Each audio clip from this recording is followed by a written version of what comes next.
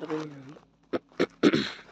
mi nombre es Joder Santiago Palacio Gutiérrez y vengo a terminar de profundizar el tema de gametos y no gametos. Primero, los gametos son células sexuales haploides especializadas para la reproducción sexual.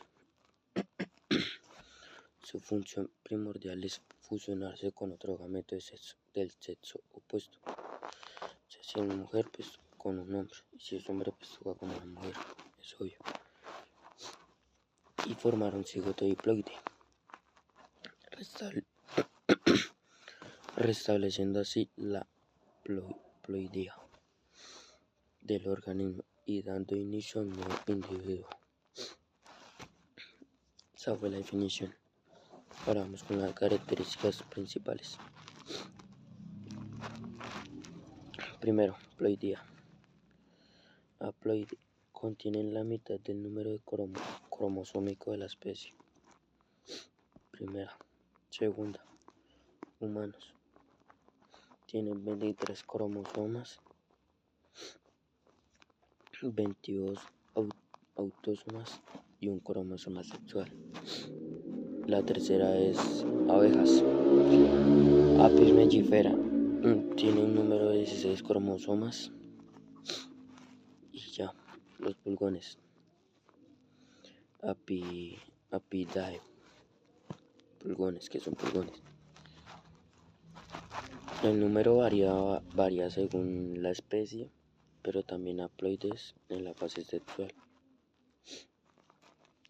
La importancia de la haploidía, que pues asegura la restauración de la diploidía en la fecundación y permite la segregación independiente y recombinación genética durante la meiosis, generando variabilidad.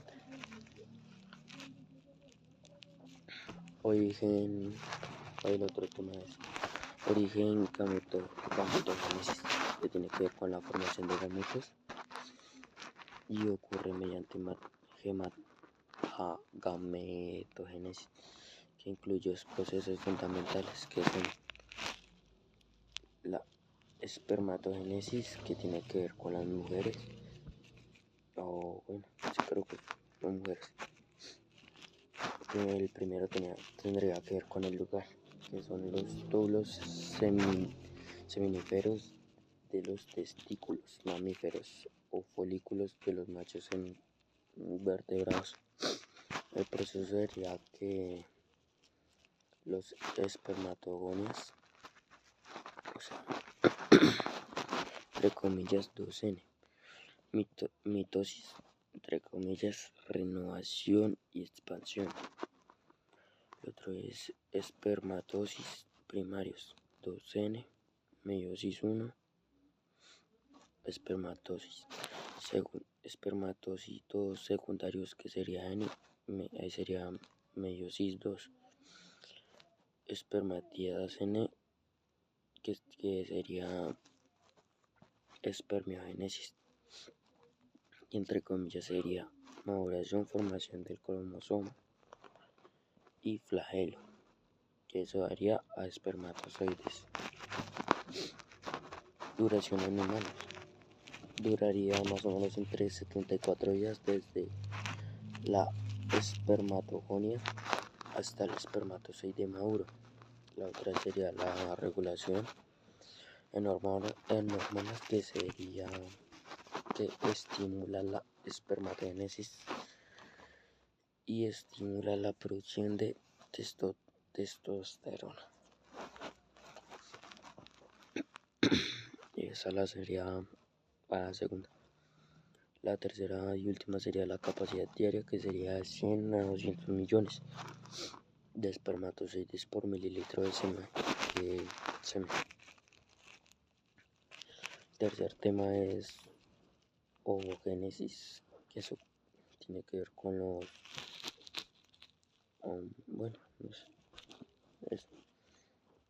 el lugar, pues tiene que ver con los ovarios, que son los folículos. El proceso sería ogonía, que sería ogonía, que es la mitosis prenatal en mamíferos, de 6 a 7 millones de ogonias al nacer, que eso haría ovocitos primarios y entre comillas 2N.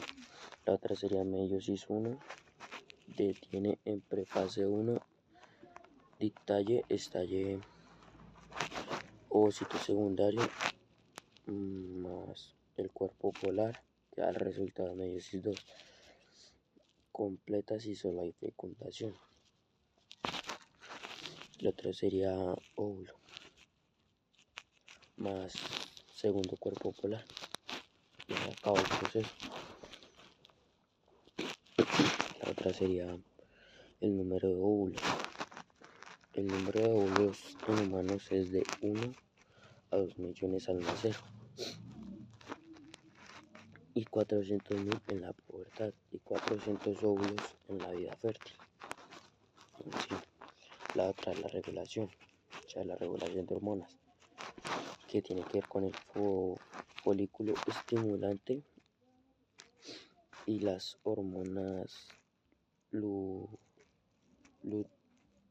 luteinizantes, que tiene que ver con el estradiol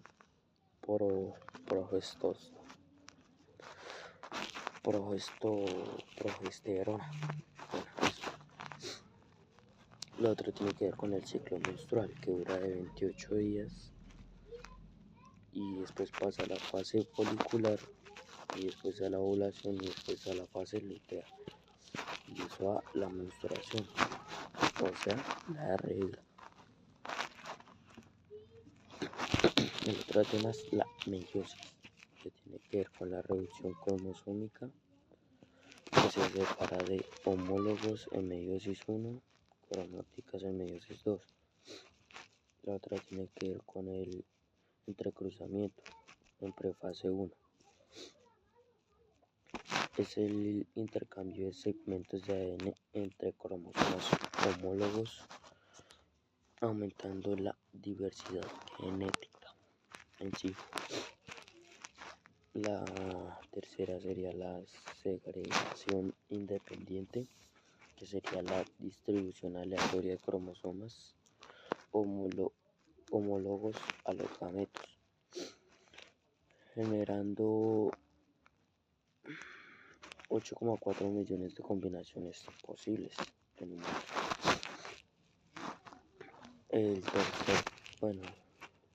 El otro tema sería la morfología y la fisiología, que tiene que ver con los espermatozoides, que tiene que ver de un tamaño de 50 a 60 humanos.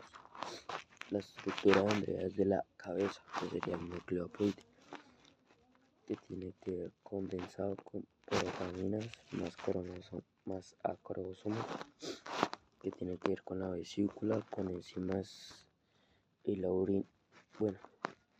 urinidasa, y termina en acoxina. El segundo sería el cuello, que sería el centríolo, que forma el hueso, que forma el uso mitótico en el cigoto. La tercera sería la pieza intermedia, que tendría que ver con la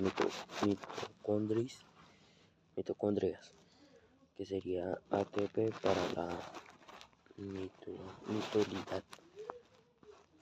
La otra sería la cola, que sería el flagelo. Sería un movimiento volante que tendría que ver con microtúbulos. La otra sería la movilidad, que sería el flagelo propulsor, o sea, movimiento hacia el óvulo. Y la última sería el citoplasma, que sería que solo sea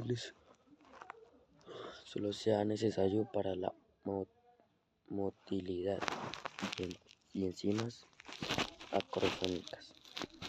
Y otro tema sería el óvulo, que sería un tamaño de 100 a 120 humanos, mucho mayor que el espermatozoide.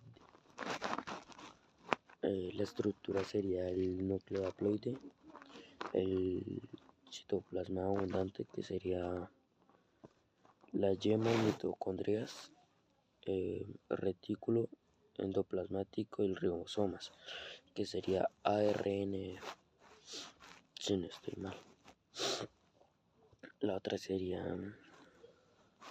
la zona pellucida, que tendría que ver con los mamíferos o membrana vitelina, entre otros.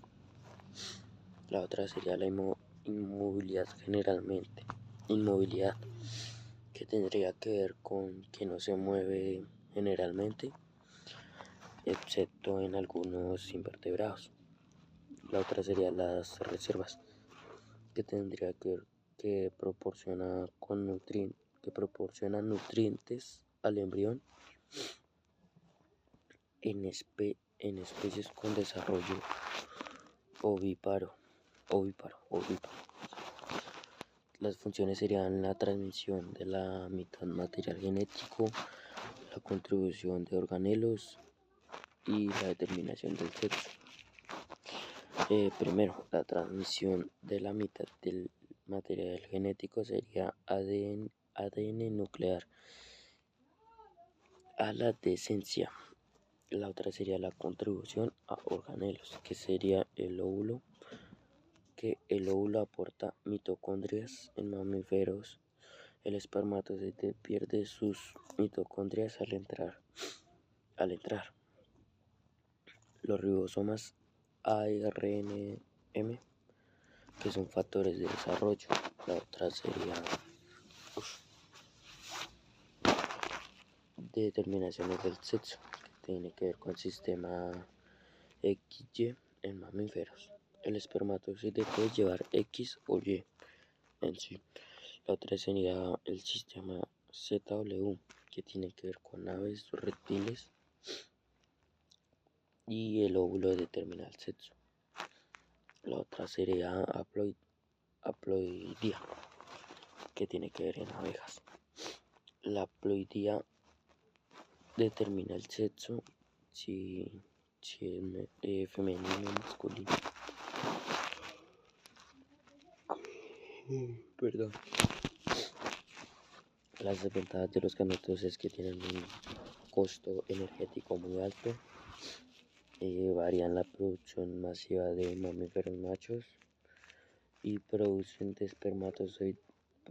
millones de espermatozoides, y las hembras invierten en óvulos grandes, y en mamíferos en gestación. La otra sería el cortejo y competencia, que serían las disputas por pareja, la elaboración de estructuras, o sea, serían plumas o cuernos en sí. La otra sería el riesgo de no fecundación, que tendría que ver con la dependencia de encuentro entre gametos, especialmente ambientes acuáticos o con baja densidad poblacional. La otra sería el conflicto genómico, que tiene que ver con la competencia espermática y manipulación del sexo ratio. Pues un ejemplo sería en parasitoides. Y pues ya vamos con la parte de los gametos, que son células somáticas. Bueno, pues son todas las células de un organismo que no están destinadas a la reproducción sexual, que forman los tejidos, órganos y sistemas del cuerpo, realizando funciones metabólicas, de defensa, transporte, comunicación, etc. A diferencia de los gametos, no transmiten información genética a la descendencia, entre comillas, excepto en casos de mutaciones somáticas que no se heredan. Las características principales serían los diploides, que son la mayoría de las células somáticas que contienen el número completo de cromosomas de la especie. Ejemplo, en humanos pues sería 46, en abejas pues sería 32 y en pulgones pues es variable. Bueno, la otra característica principal es que son poliploides, poliploides en ciertos tejidos, ya que las células pueden tener múltiplos del número de cromosómico. Pues un ejemplo sería el hepatocitos. Bueno, ese sería el ejemplo. Las células glándula salival de drosofilia.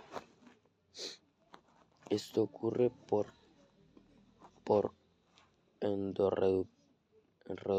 endorreduplicación, que replican el ADN sin división celular y permite mayor síntesis de proteínas o resistencias a estrés.